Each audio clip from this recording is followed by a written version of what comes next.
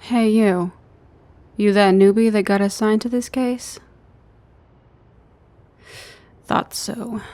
Was pretty obvious by how nervous you look. Why don't you try calming down a little?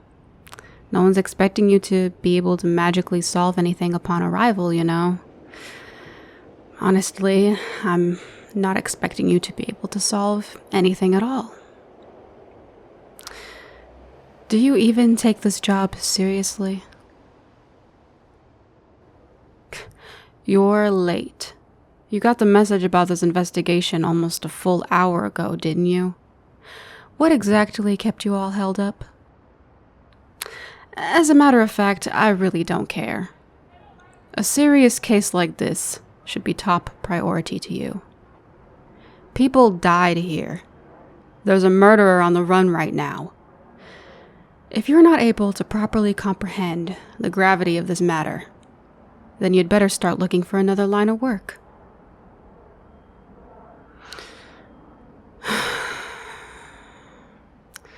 This isn't an isolated event.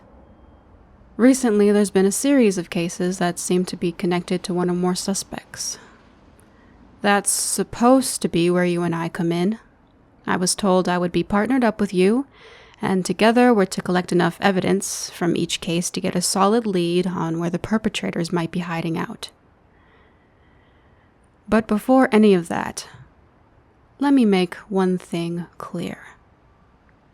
I'm not going to tolerate any kind of clowning around. No acting up, no slacking off. If you're not going to take this job seriously, then there's no way we're going to get along long enough for us to get anything done. Should that happen, I won't hesitate to have you pulled from the case. All that is to say, I expect my partner to be punctual. Understand? So you say. Have to wonder if you really mean that, though. Excuse me? I have seniority over you, you know. It's not unreasonable that I make sure you don't shirk your responsibilities around, rookie. Hey, watch your mouth. You better learn how to show some respect to your higher-ups, or this will never work out. That's better. Since you're new, I'll choose to ignore the hint of sarcasm I hear. For now.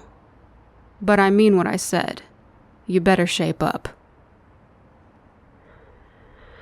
Now, moving on to what's actually important.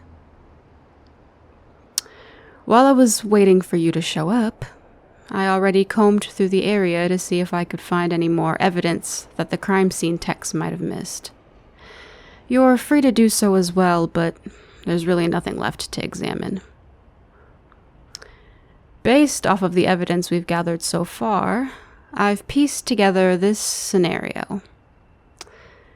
3 friends arrived at a house party.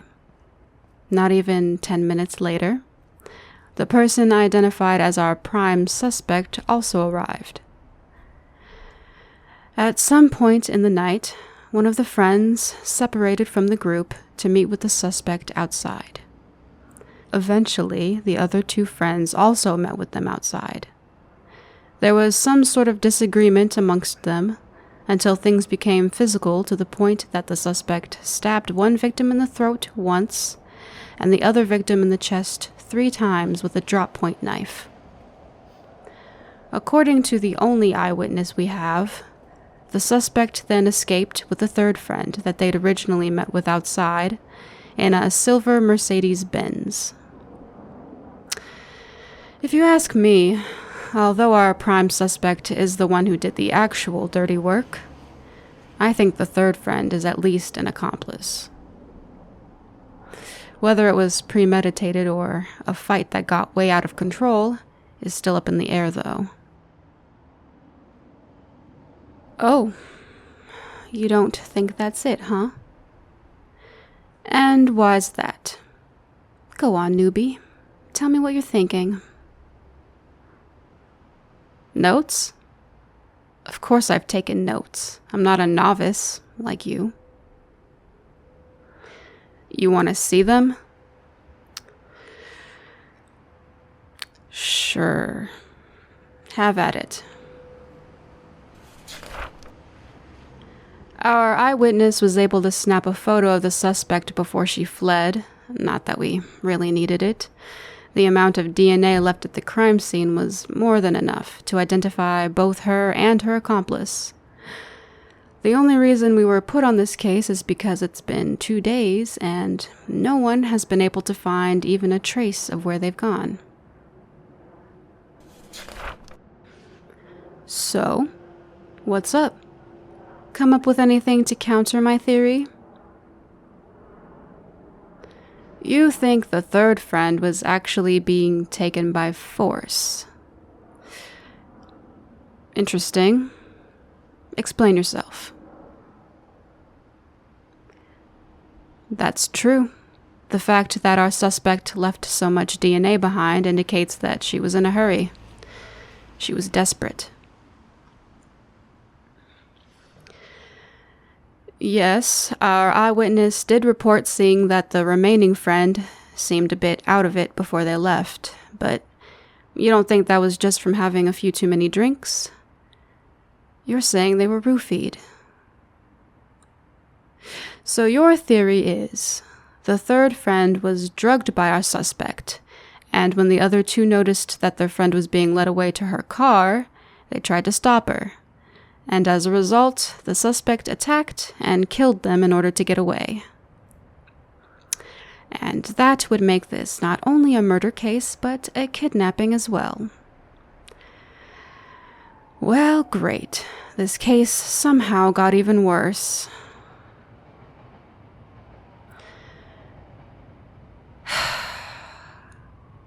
I guess I have to admit, I'm a little surprised. Despite your tardiness, you do seem to have a brain in that head of yours after all. Oh, shut up. Don't you know a compliment when you hear one? Yes, a compliment. Performance like that deserves some sort of praise. Well, you've managed to impress me, rookie. Good job. It's not an easy thing to do. You know, I really like intelligent people. Despite our differences, I hope you continue to show off that brain of yours to me. All right, that's enough messing around. We have work to do.